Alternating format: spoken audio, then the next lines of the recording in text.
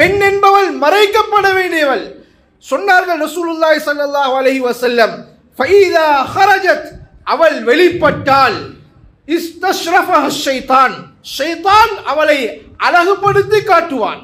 அவள் எவ்வளோ அசிங்கமானவளாக இருந்தாலும் பரவாயில்லை, அளவு குறைந்தவளாக இருந்தாலும் பரவாயில்லை, கண்ணியமானவர்களே நிறம் குறைந்தவளாக இருந்தாலும் பரவாயில்லை, ஷைத்தான் அவளை அழகுபடுத்தி காட்டுவான்.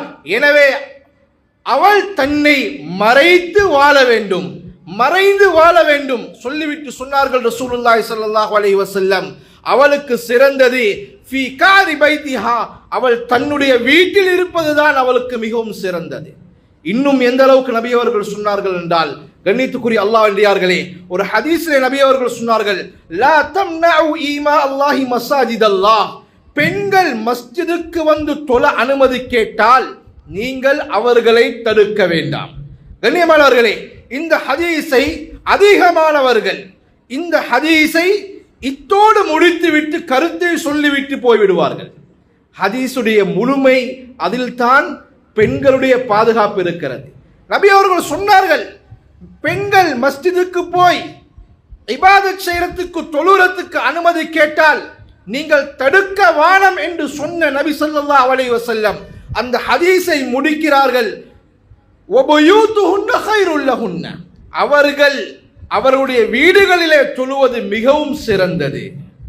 கண்ணியமானவர்களே, வீடில் ஒரு அமைப்பு எந்த அளவுக்கு வீட்டிலையும் அவர்கள் தொழ வேண்டும் என்றால் மார்க்கம் தெளிவாக சொல்லுகிறது, ஒரு பெண் தன்னுடைய வீட்டிலே அவள் ஹால்ல தொழுகிறதை விட அறையுள்ளுக்கு தொழுகிறது சிறந்தது என்று உலமாக்கள் சொல்லியிருக்கிறார்கள்.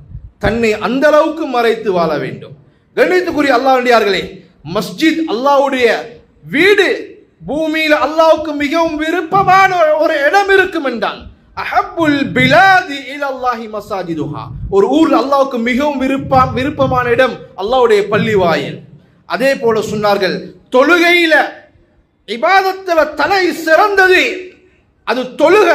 தலை சிறந்த இபாதத்தையும் அல்லாஹ்வுக்கு விருப்பமான இடத்துல பெண்கள் வருவதை விடவும் அவர்கள் தங்களுடைய வீடுகளிலே தொழுவது மிகவும் சிறந்தது நபி அவர்கள் சொன்னார்கள் என்றால் அந்த பெண்கள் எந்த அளவுக்கு தங்களை மறைத்து வாழ வேண்டும். கண்ணியத்துக்குரிய அல்லாஹ்வியார்களே, அன்பார்ந்த சகோதரர்களே, இது பெண்கள் தங்களை மறைத்து வாழுவது.